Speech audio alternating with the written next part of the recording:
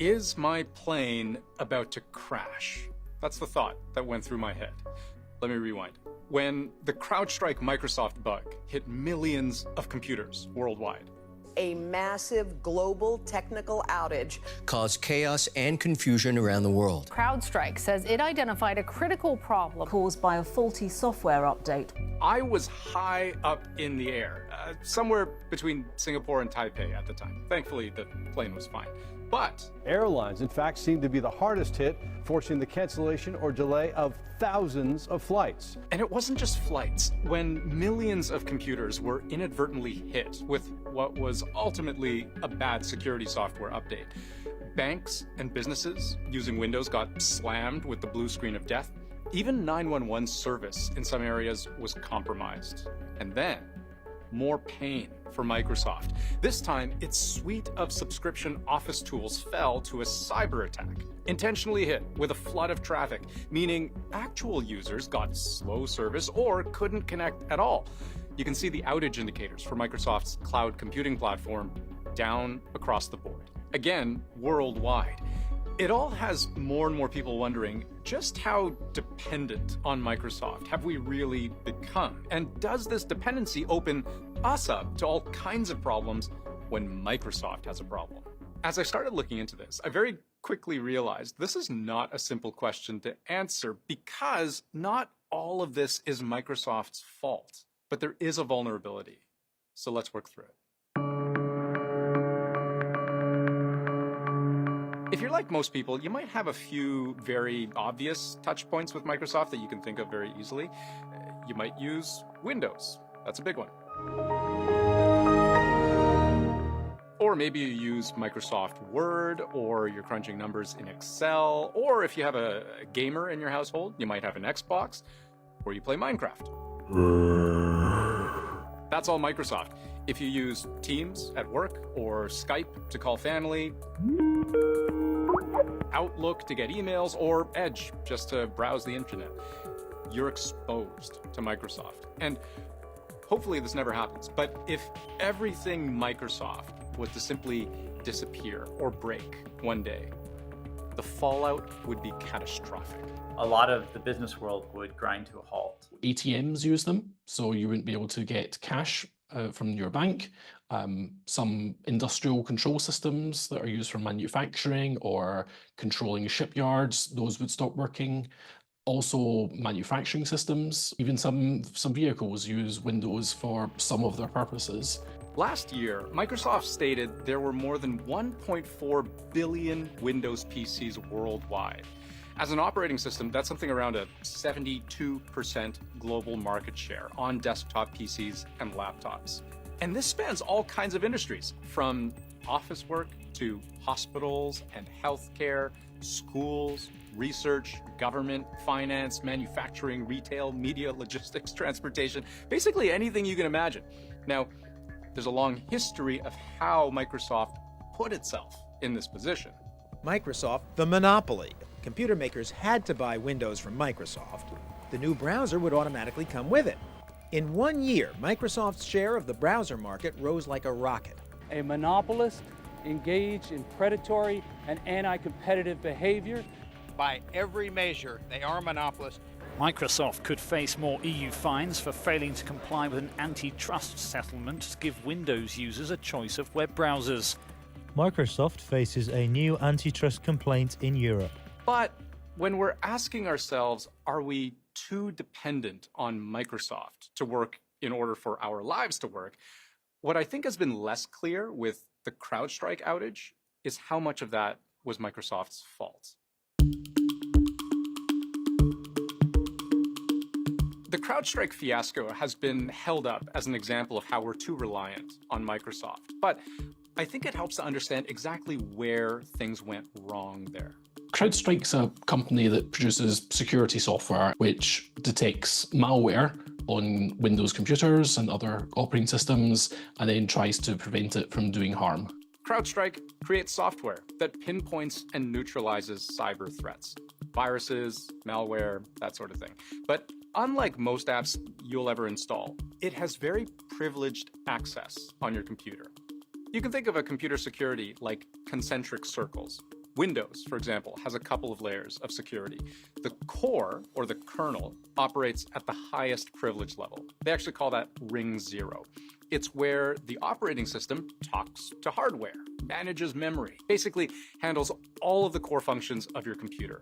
But one layer out, that's you.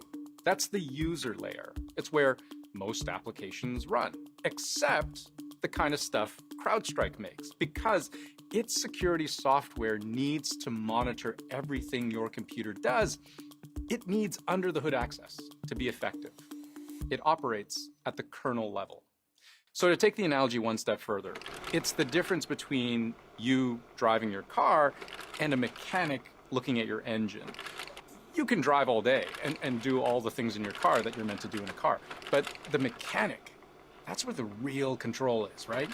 He or she can tinker, modify, change the very nature of how your car drives, whereas you, at the steering wheel, only have so much control.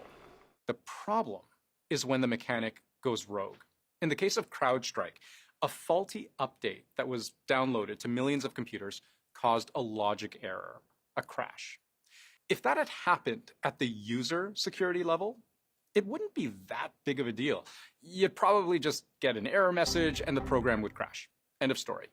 But at the kernel level, when something in kernel mode crashes, the whole system crashes. And that's by design. The kernel is the most trusted part of the operating system. It lets things like your other programs actually run and isolates them from each other. When something goes wrong there, it doesn't have anything to do other than stop in most cases. So to bring back the mechanic analogy, if something goes wrong, let's say the mechanic botches the crankshaft timing on the engine, you can imagine how that could lead to all kinds of disastrous consequences when you get your car out of the shop and drive it down the highway. Multiplied by billions of cars around the world, you've got a serious safety and security problem. So if the mechanic is tinkering with something as important as your car's engine and something goes wrong, wouldn't it be better if the whole car just shuts down? Like, maybe it's best for the car to become undrivable until the mechanic is able to resolve the issue. That's this. The blue screen of death. What protects your computer and its files from things going bad at the kernel level. That's what happened to at least 8.5 million computers around the world when CrowdStrike software failed at a privilege level where nothing is supposed to fail. Microsoft needs a better API here and needs to do a lot more to fix this situation. But it's also clear that CrowdStrike has just been intensely negligent with how they acted. But the question remains, are we too reliant on Microsoft if such a small thing can cause such a big problem? Apple devices wouldn't have had this problem because they're much more restrictive on who gets kernel access at all. And it's true, the Windows kernel isn't as protected, but Microsoft says that's not our fault. Blame the EU. Microsoft has finally given in and will comply with antitrust rulings from the European Union. After a 3-year battle, the software giant agreed to make the technical data of Windows available to its competitors. 15 years ago, Microsoft made a deal with the European Commission that requires it to give third-party security companies the same kind of access that Microsoft's own products get. So, if Windows and its own security software can operate at the kernel level, so too should others. The EU, I think, quite rightfully looked at this and said, this is not appropriate, that this company should be able to use its monopoly in operating systems to force other people out of another market like web browsers. All in the interest of fairness. But clearly, the more you open up your kernel, there is a vulnerability there. Microsoft wants to fix it. In a blog post saying it's looking at reducing the need for kernel drivers to access important security data. There's some technical jargon in there, but what they're basically saying is that they want to find a way for third-party security companies like CrowdStrike to be able to do their jobs without giving them direct access to the kernel, which is where everything went so wrong to begin with. But despite all of this, even if Microsoft wasn't directly at fault for what happened, that hasn't stopped the world from asking whether we need to diversify beyond Microsoft.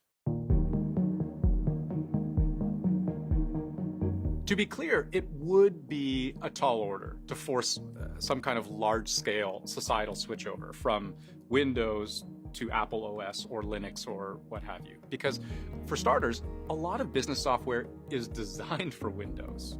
IT infrastructure, maintenance, training, all of that would have to be changed over, and at whose cost? So there are a bunch of organizations that have moved away from Windows to Linux, and usually there's pain.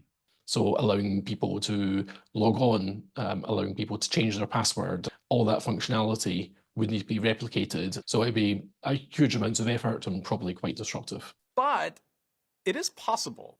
Over a period of about 10 years, France's national police force did exactly this. It gradually switched over from Windows to Linux. It was a colossal effort and required the buy-in and the training of all of its staff. But in the end, more than 70,000 desktop PCs were converted. And there have been cases in Canada, but also in Europe and even in parts of the United States, where large organizations have switched from Windows to Linux.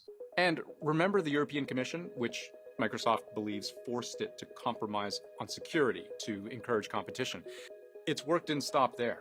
It's been a big proponent of open source software, sharing code within the European Union, breaking away from big tech like Microsoft, and ultimately mitigating dependence on any one company. There are tons and tons of excellent open source products out there. What it does do is give people the ability to move, and then that reduces the control that companies have. So what's the bottom line? Are we too dependent on Microsoft? Maybe, but changing that on a large scale, while doable, wouldn't be easy if you think that should change at all. And it's worth noting, Microsoft wouldn't go quietly into the night. It's currently worth more than $3 trillion, the second most valuable company on the planet.